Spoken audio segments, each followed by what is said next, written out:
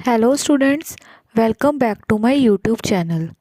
Today we are going to understand a very important 6 marks question of class 12th economics. हमारा question है state the law of variable proportions and explain its stages with example. सबसे पहले हम law of variable proportion की definition का मतलब समझते हैं। लॉ ऑफ वेरिएबल प्रोपोर्शन कहता है कि जब हम एक फैक्टर इंक्रीज करते हैं, फॉर एग्जांपल लेबर, और बाकी फैक्टर्स जैसे लैंड या मशीन को सेम रखते हैं, तो प्रोडक्शन पहले तेज़ी से बढ़ता है, फिर धीरे धीरे बढ़ता है और आखिर में कम होने लगता है। स्टूडेंट्स, एक लाइन याद रखो कि यह लॉ शॉर्ट रन में काम करता है।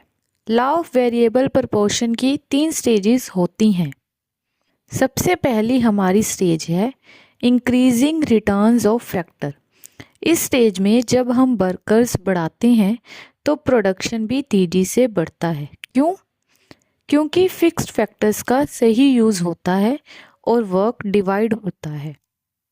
नेक्स्ट हमारी सेकंड स्टेज आती है डिमिनिशिंग रिटर्न्स ऑफ फैक्टर। इस स्टेज में प्रोडक्शन अभी भी बढ़ रहा है, लेकिन पहले जितनी स्पीड से नहीं बढ़ता। हमारी थर्ड और लास्ट स्टेज आती है नेगेटिव रिटर्न्स ऑफ फैक्टर्स। इस स्टेज में हमें बताया गया है कि जब हम और ज़्यादा वर्कर्स जोड़ देते हैं तो प्रोडक्शन बढ़ने की बजाय घटने लगता है। अब हम इस टेबल की मदद से तीनों स्टेजेस को समझते हैं।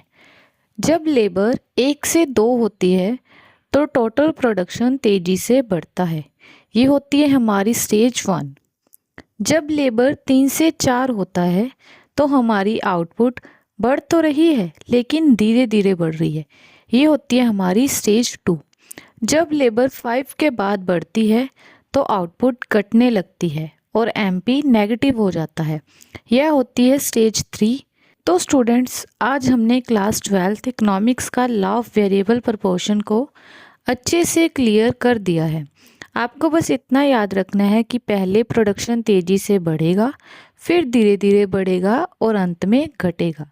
अगर आपको वीडियो हेल्पफुल लगी हो तो लाइक ज़रूर करें और ऐसी ही आसान एक्सप्लेनेशन के लिए चैनल को सब्सक्राइब करना ना भूलें।